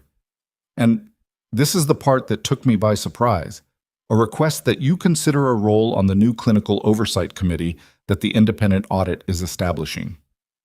Koresh let that sit for a moment. "It's not a small thing, Nora. They're asking the person they fired to help build the system that's supposed to prevent this from happening again." The library was quiet around her. The woman across the room had finished the book and the child was asking her to read it again, which she was doing, starting from the beginning with the same patient voice. Nora closed her eyes for a second. She thought about what she wanted. Not what was fair, not what was just. What she actually wanted, the question she had asked herself the night after the firing and not answered cleanly. "I need to think about it," she said. "That's the right answer." A pause. "Take whatever time you need. They've earned the waiting." She hung up and sat in the library until the afternoon light shifted and the reading woman and the child gathered their things and left, and the room went quieter. And outside on Granger Avenue, the early dark was coming down the way it did in November. Not dramatically, just the light going out of things incrementally until you looked up and realized it was gone. She stayed until they started turning off the overhead lights. Then she gathered her things, put on her coat, and walked outside. Her phone buzzed in her pocket. A text from Voss. "Board meeting at Hargrove tomorrow at 10 a.m. They've requested your presence. Formal session, open to local press." She stopped walking, read it again. Open to local press. After everything, the statement, the interviews, the federal charges, the 11 days of process grinding forward, the board wanted her in a room, on the record, in front of cameras, to stand across a table from the institution that had fired her in the rain on a Tuesday morning and receive something from it publicly. She stood on the sidewalk outside the library with the cold November air moving down Granger Avenue and thought about what it meant to walk into that room. Not whether she would walk into it. She already knew she would. But what it meant, what she would carry into it, and what she would leave outside the door, what face she would wear and what she would say and what she would refuse to perform even if the room expected it from her. She stood there for another minute. Then she put her phone in her pocket and started walking toward her car. And behind her, on the library's front steps, a man she hadn't noticed before. Older, in a dark coat, not Voss, not anyone she recognized, stood up from where he'd been sitting and watched her go, and then pulled out his own phone and made a call, and said 2 words before she turned the corner and moved out of range. She's coming. She didn't sleep well that night, which was honest. She had expected something, relief maybe, or the particular stillness that follows the end of sustained pressure, but what she got instead was a restless 3 hours and then wakefulness at 4 in the morning, lying in the dark with the ceiling above her and her mind doing the thing minds do when a long fight is almost finished, but not quite. Running the remaining distance, checking the ground ahead for things that could still go wrong. The man on the library steps bothered her, not in a way she could articulate cleanly. There was no specific threat in what he'd done, standing up and making a call. People stood on library steps and made calls, but the timing of it, the specific 2 words she had half heard as she turned the corner, "She's coming," sat in her chest with the low-grade weight of information she didn't yet know how to place. She called Voss at 6:30. He answered immediately, which meant he'd been awake. "The man outside the library last night," she said. "Did you send someone to watch me?" A pause. Short, but present. "Not to watch you," he said. "To make sure no one else was." She let that land. "Who is he?" "His name is Garrett Poole. He's retired NIS, Naval Investigative Service. He's been doing security consulting for the past 4 years. Another pause. "Given what we knew about the paralegal and the possibility that Forsyth's people had been monitoring your contacts, I asked him to keep an eye on your location for the past week. Informally. You could have told me." "I could have," he said. "I didn't want you performing awareness of being watched. It would have changed how you moved." She sat with that for a second. The particular frustration of someone who had been protected without her consent and couldn't entirely argue with the reasoning. "Is he going to be at the board meeting?" "In the building, not in the room." "All right." She rubbed her face with one hand. "What do I need to know about this morning?" "The board chair is a woman named Patricia Osei. She's been chair for 14 months, which means she inherited Forsyth rather than hired him. And she has spent the past 2 weeks doing what board chairs do when their institution is under federal investigation, trying to establish that she is part of the solution and not part of the problem." Voss's voice was measured. "She's not your enemy. She may not be your ally either. She's someone whose interests currently align with yours, which is a different thing." "Understood." "The meeting is open to local press, which means there will be cameras. The board has prepared a formal statement of apology. After the statement, they'll invite you to respond. You can say whatever you want." He paused. "Whatever you actually want, Nora, not what you think is expected." She was quiet for a moment. "Who else is going to be in that room?" "Devin Salazar has been invited. He confirmed attendance yesterday." A pause.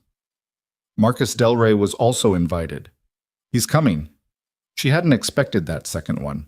She closed her eyes for a second, pressed them shut, then opened them again. "Okay," she said. "One more thing." His voice shifted, just slightly. "Captain, I'm sorry, I keep doing that." A pause. "Nora, whatever you decide about the committee offer, and whatever you decide about reinstatement, I want you to know that what you did in Bay 4 and what you did in the 11 days after, that's the same person. It's always been the same person. You didn't become something different when the uniform came off. You just became less visible." She didn't say anything for a moment. "Thank you," she said. It came out quieter than she intended. "See you at 10. Man. She wore the uniform. She had gone back and forth on it the night before, during the restless hours, and the argument against it was real. It could read as theater, as performance, as trying to win a room with visual language rather than substance. The argument for it was simpler. She had spent 4 years in Denton Hollow trying to separate what she was from what she had been, and the separation had not served her or anyone around her. The box in the closet had been a way of making herself smaller, and smaller was not what this morning required. She drove to Hargrove Regional Medical Center at 9:40 in the dress uniform she had not worn in public since the Veterans Coalition event, which felt like it had happened in a different year rather than 6 weeks ago.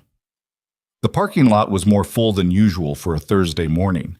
She recognized a television news van from a local Indianapolis affiliate, which meant the story had pulled more coverage than just the local Denton Hollow paper. She parked, checked the ribbon alignment once out of habit. They were in the correct order, they had always been in the correct order, and walked to the main entrance. The security guard at the front desk looked up. He was a man she recognized, Collins, who had worked the morning desk for at least 3 of the 4 years she'd been employed here. He had looked away when she walked in on the morning of the disciplinary meeting. She had noticed it and filed it and let it go. He looked at her now and didn't look away. "Ms. Calloway," he said. "Collins." He held the door. She walked through. Bounce. The boardroom was on the 4th floor, a room she had never been in before. Executive territory, the kind of space that communicated institutional authority through its furniture and its proportions. A long table, high-backed chairs, windows that looked out over the hospital's eastern face. There were 7 board members present, Patricia Osei at the head. 2 members of the Joint Commission's oversight team sat against the wall with laptops. A representative from the U.S. Attorney's Office sat beside them, there as observer. 3 cameras were positioned at the edges of the room, local news and 1 independent outlet. Koresh was already there, standing near the side wall, and she gave Nora a look that conveyed several things at once. "You look right, you're ready, I'm here." Devin Salazar was at the far end of the table, in a chair that hadn't been pulled up to the main table surface, but was positioned just beside it, the physical language of witness rather than participant. He was younger than she had pictured, early 30s, dark-haired, with the slightly hollowed look of someone who had been carrying something heavy for long enough that it had left a mark on his face even after being set down. He looked at her when she entered. She nodded. He nodded back. Marcus Del Rey was in the chair beside him. He looked different from how she had pictured him, which made sense because she had only ever seen him horizontal and in crisis. He was a large man, broad-shouldered, with reading glasses pushed up on his forehead that he clearly didn't need for distance. He stood up when she walked in, which she hadn't expected, and he didn't say anything, just stood, the way people stand when they want to communicate something that doesn't have a word. She looked at him for a moment, then she sat down. Patricia Osei was 50, precise in the way of someone who had spent a career in institutional leadership and knew that precision was a form of respect. She wore a dark jacket and had the expression of someone who had rehearsed what they were going to say and was now confronting the reality that rehearsed things always land differently in rooms with people in them. She called the meeting to order at 10:02. The formal statement took 7 minutes to read. Osei read it without embellishment, which was the right choice, in a voice that was steady and direct. It acknowledged the Joint Commission's findings. It acknowledged the federal charges filed against Raymond Forsyth and Warren Holt. It acknowledged the pattern of documentation irregularities that the audit had surfaced, and it used the words falsification and institutional failure without softening either. It acknowledged the death of the patient 2 years ago and expressed the board's formal condolence to his family, which was inadequate and everyone in the room knew it, but inadequate acknowledgement was better than continued silence. And then it acknowledged Nora. The termination of Nora Calloway on November 14th was wrong, Osei said, reading but not hiding behind the reading. It was wrong on the facts, wrong in its process, and wrong in what it communicated about this institution's relationship with the people who work within it. Ms. Calloway made a clinical decision in Bay 4 that saved a patient's life. She made it under pressure, with incomplete institutional support, in a room where the authority above her was making the wrong call, and she was punished for it. The board of Hargrove Regional Medical Center offers its formal and unreserved apology to Nora Calloway, and it does so publicly and on the record, because what was done to her was done publicly, and the accounting for it should be as well. The room was quiet. One of the cameras moved slightly, tracking. Osei looked up from the statement. "Ms. Calloway, we've offered you the opportunity to respond. There's no obligation. Whatever you want to say or choose not to say is yours." Nora sat for a moment. She had thought about what she would say during the drive over. She had thought about it during the bad hours at 4 in the morning. She had thought about it in the shower, and while she was putting on the uniform, and while she was driving the route she always drove, past the hardware store and the gas station and the elementary school. She had not written anything down because she didn't trust prepared statements in moments that deserved something less rehearsed. She looked at Osei, then at the cameras briefly, Not for them, but she knew they were there and she wanted to look at them directly rather than perform indifference to them. Then she looked at Marcus Del Rey, who had stood up when she walked in and was sitting now with his hands flat on his thighs and his full attention on her face. "I'm not going to talk about what was done to me," she said. Her voice was even, and it didn't shake, which she was aware of and didn't make more of than it was. "There are people in this room who can describe that better than I can, and there are documents that describe it better than any of us can. What I want to say is something different," she paused. "I spent 4 years trying to be less than what I am. Not because I was ashamed of my service or my training, but because I thought the size of what I'd done before would make it harder to just be a nurse in a regular hospital in a regular town. I thought if people knew, they'd expect things from me that I didn't want to be expected to give anymore." She looked at her hands for a second, then back up. "What I learned in the past 6 weeks is that the things you try to put in a box don't actually go into the box. They just wait. And when something happens that requires them, they're there." She looked at Devin Salazar. Dr. Salazar carried what he knew for 18 months. He filed a complaint when filing that complaint cost him something real, and what he put in that filing made it possible for the rest of this to happen. I want that said on the record. She looked at him directly. "What you did took longer to do than it should have, and that's not a criticism. That's just true, and you know it better than anyone. But you did it. And the patient in Bay 4 is alive partly because of a chain that started with you 2 years ago." Salazar looked at the table. His jaw moved once. He nodded. She looked at Marcus Del Rey. Mr. Del Rey came back to this hospital and raised his voice on behalf of someone he'd never met before the worst 20 minutes of his life. He didn't have to do that. He did it because he understood, maybe more clearly than anyone who'd been healthy in that room, what had actually happened. A pause. "Thank you." Del Rey's expression did something complicated. He pressed his lips together. He nodded. She looked at Osi. "The offer of reinstatement. I've thought about it. I'm not going to accept a return to the same staff structure in the same department, because a title without changed conditions is just paper, and paper doesn't protect the next nurse who has to make a call in a room where the person above her is wrong." She said it plainly, without edge. "But the committee offer is different.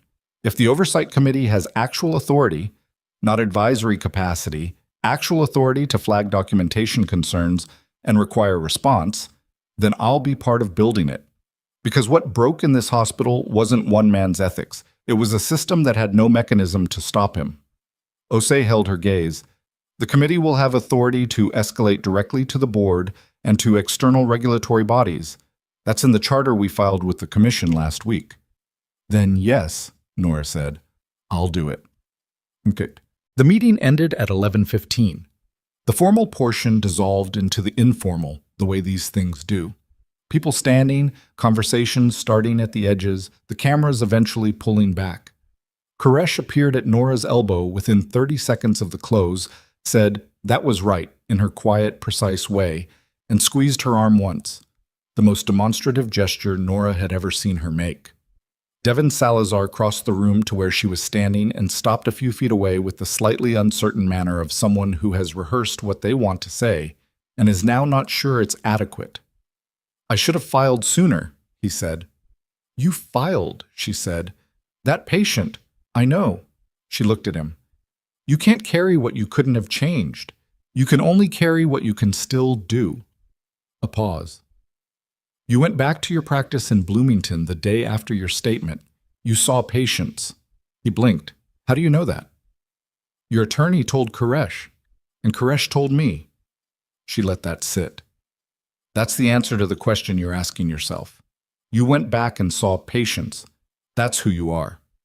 He stood there for a moment. Something in his face shifted. Not resolved exactly, but lighter. "You're going to be a terrifying committee chair," he said.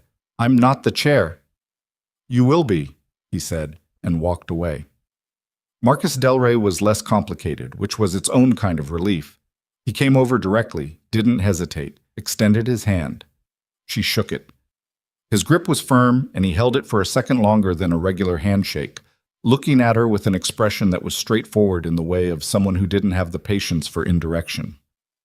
I teach high school history, he said. 10th grade, mostly. I've been trying to figure out what I'd tell my students about this, if they asked. About what happened to you. She waited. I think I'd tell them that some people know what they're doing before the rest of the room figures out what's going wrong, and the room doesn't always reward them for it. He paused. But the room is wrong about that. Not just wrong ethically, wrong practically, because the person who knows what they're doing is still going to be the person who knows what they're doing, whether the room acknowledges it or not. And eventually that matters. She looked at him. That's a good lesson, she said. I've got a good source material, he said, and let go of her hand. The consequences continued to arrange themselves in the weeks that followed, the way consequences do. Not all at once, not in the dramatic single-moment form that situations build toward, but in the incremental way of formal processes that have finally been allowed to do what they were designed to do. Warren Holt's arraignment was held on a Tuesday morning 3 weeks after the board meeting. He appeared in federal court in Indianapolis, his attorney beside him, and entered a not guilty plea that his attorney had already told the U.S. Attorney's Office would likely change before trial. The monitoring logs, the original nursing notes, the Commission's forensic analysis of the documentation system, and his own voluntary license surrender, which had been entered into the evidentiary record as relevant to consciousness of guilt, made the federal case for healthcare fraud structurally difficult to contest. His attorney was negotiating, which was a form of concession, and the terms of the eventual plea agreement, reached 6 weeks later, included a permanent bar for medical practice in any state, a substantial financial penalty, and 18 months of supervised release. He would never practice medicine again. That was not a symbolic outcome. It was a specific, concrete, lasting one, and it was the right one. Raymond Forsythe's case was more complicated, which was perhaps appropriate for a man whose wrongdoing had been more layered. The obstruction charge, for his presence on the floor the night the nursing notes were revised, and his instruction to Eleanor Briggs, was the harder charge to prove definitively, because the act itself had left no document trail. What it left was Briggs's testimony, which was credible and specific and supported by the original notes she had preserved, but which was also a retired nurse's memory of a conversation from 2 years ago. Forsythe's attorney contested it. The process was long and it was not clean, and Nora sat through 2 days of related testimony in a way that required her to be in the same room as Raymond Forsythe for the first time since he had told her to return her badge. He looked smaller. She was honest enough with herself to notice that she had expected to feel something larger when she saw him. Anger, maybe, or the particular cold satisfaction of reversed power. What she felt was closer to tired. Not the bad kind of tired, but the kind that follows effort, that was real and necessary and is finally, substantially done. The fraud charge against Forsythe for his role in the credentialing of Warren Holt, given documented evidence that his separation record had been available and its findings had not been acted upon, was more durable. The evidence established that he had been informed of the substantiated complaint in Holt's Navy record during the credentialing review and had signed off regardless. Whether that was negligence or deliberate choice was the question the court had to answer, and the answer, reached after a process that took longer than anyone wanted, was deliberate. He was convicted on the fraud charge, acquitted on the obstruction charge, which was the outcome Briggs found the hardest to accept. And Nora found it hard too, and she said so to Koresh without drama, and Koresh said, "I know," and they both sat with it, because sometimes the mechanism gets it mostly right and not entirely right. And that is a truth about mechanisms that you can either accept or exhaust yourself fighting. Forsythe was sentenced to 22 months, fined, and permanently barred from administrative roles in any federally funded healthcare institution.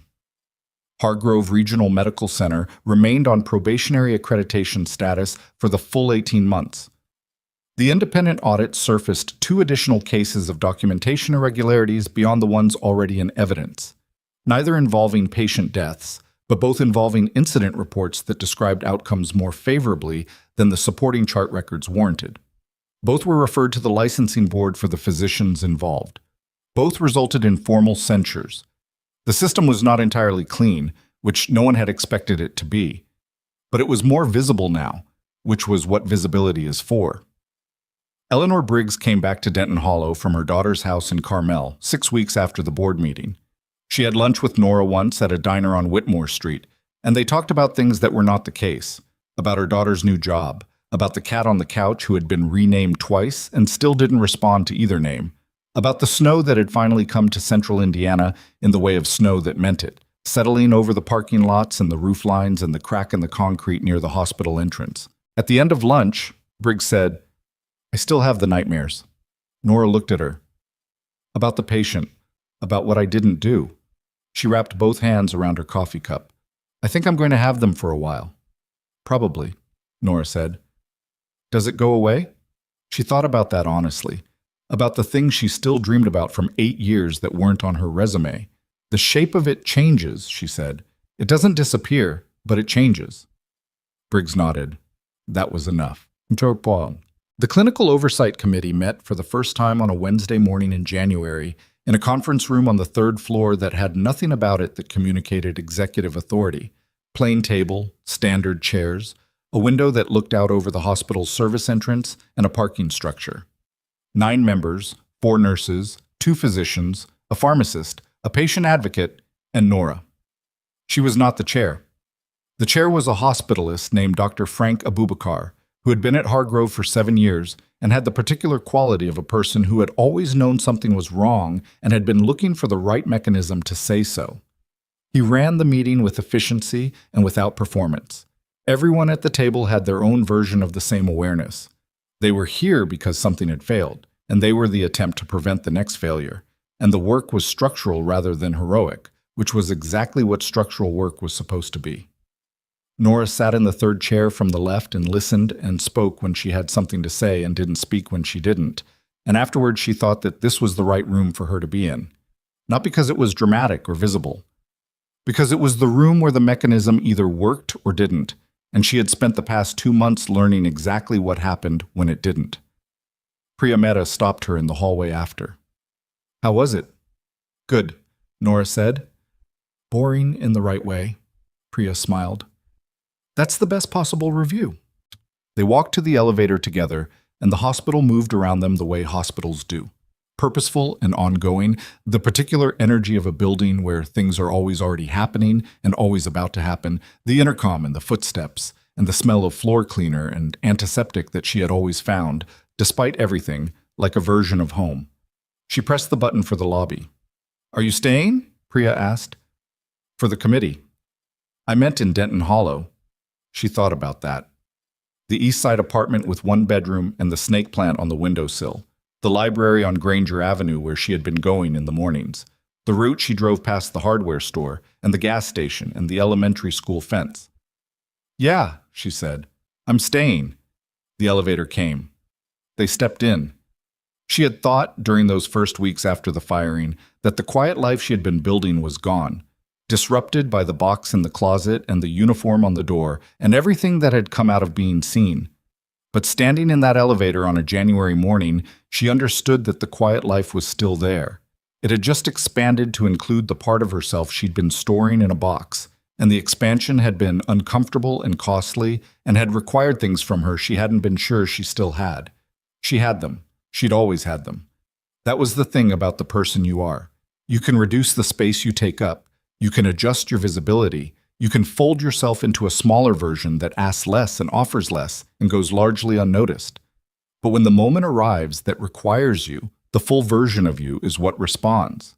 Not because of discipline or training, though those are real, because that's who you are. Smaller is not actually less. Quiet is not the same as absent. The people who fired her had looked at a nurse in old scrubs who kept to herself and saw someone they could dismiss. They had been so wrong about that it had eventually destroyed them. She had not set out to destroy them. She had set out to keep a man alive and then to tell the truth about it, and then to refuse to let the truth be buried. That was all. The consequences that followed were the consequences of institutions that had run out of room to keep hiding what they were. She stepped out of the elevator into the lobby. Collins was at the front desk. He looked up. He nodded. She nodded back and walked through the main doors into the January cold, and the air hit her face with the particular clearness of a morning that had nothing to apologize for, and she stood on the front steps of Hargrove Regional Medical Center for a moment, just a moment, and looked at the parking lot and the street and the pale sky above the roofline. Then she pulled her coat closed, walked down the steps, and went to get coffee, because it was cold and she had work to do and the morning was still there, waiting to be used.